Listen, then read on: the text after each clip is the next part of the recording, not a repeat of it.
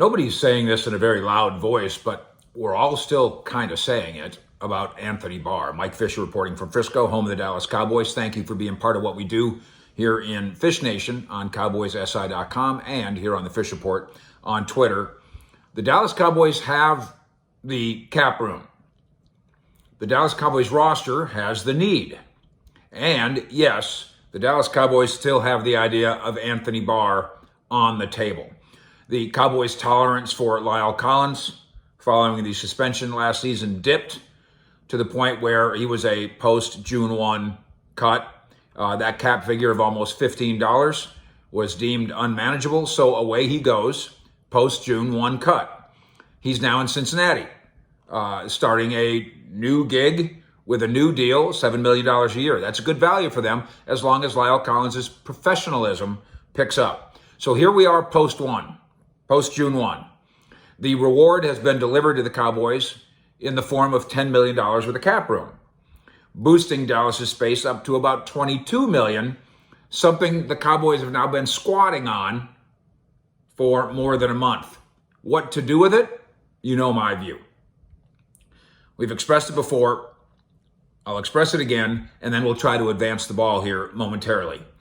What to do with it is Anthony Barr. Given the fact that the Cowboys recently had a serious flirtation with the idea of signing the Pro Bowl linebacker Bobby Wagner before he landed with the Rams, given the fact that there was a flirtation at some level with Von Miller, another Pro Bowler, landed with the Bills, too much money in both those cases, that tells us that the Cowboys have an acknowledgement of need. They looked at those two guys, completely different players, really, but both linebackers, both veterans, both guys that could take you to the next level in terms of leadership and performance. Both on the wrong side of the age ledger, but nevertheless. So if you looked at Wagner and you looked at Miller, that's an acknowledgement that, well, we ought to be looking for some help.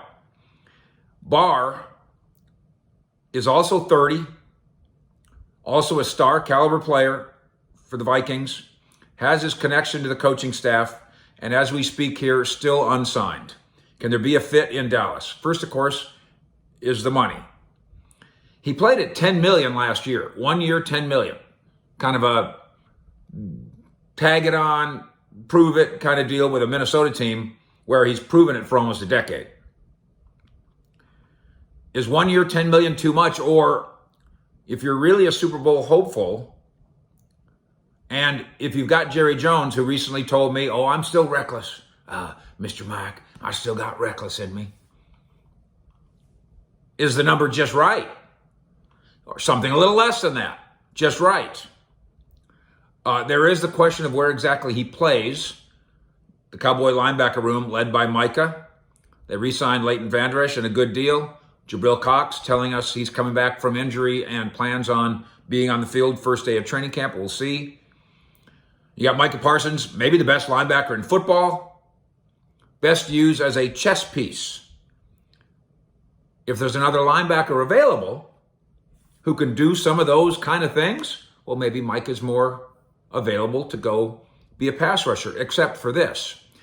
When Barr came out of UCLA, 9th overall pick in 2014, you know what the Cowboys thought he was? Pass rushing linebacker. So if you added him to this roster, it wouldn't necessarily be Micah who's, okay, now you're automatically a linebacker. Anthony Barr, you're the... No, he could be more chess pieces.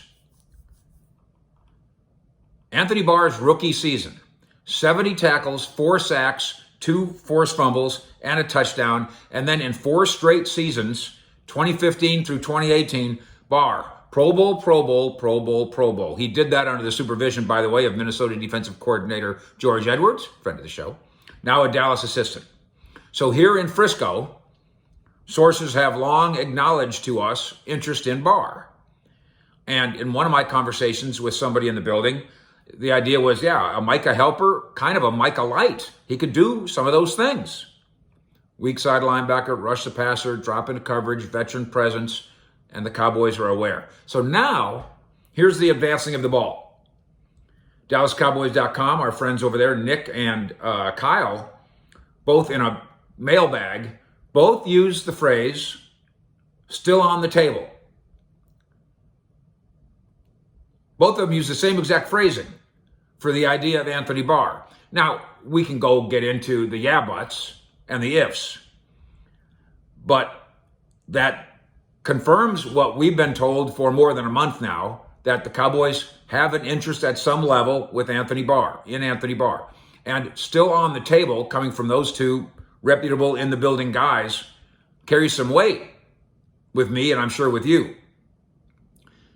Injury issues lately, of course, and that's why Barr got the 1-year deal last spring, and it's why all these guys are on the shelf. Injury issues is almost always the reason that the guys you've heard of, who you think are still good, are available.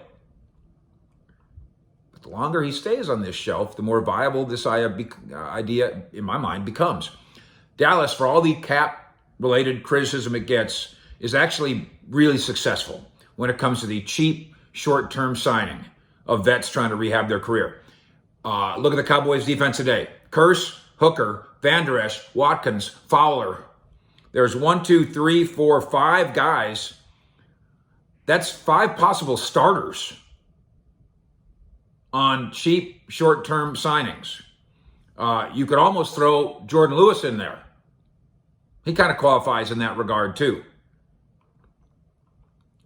And you know what? As much as Stephen Jones wants a balanced roster and a balanced cap, and I get it. I don't love it, but I get it.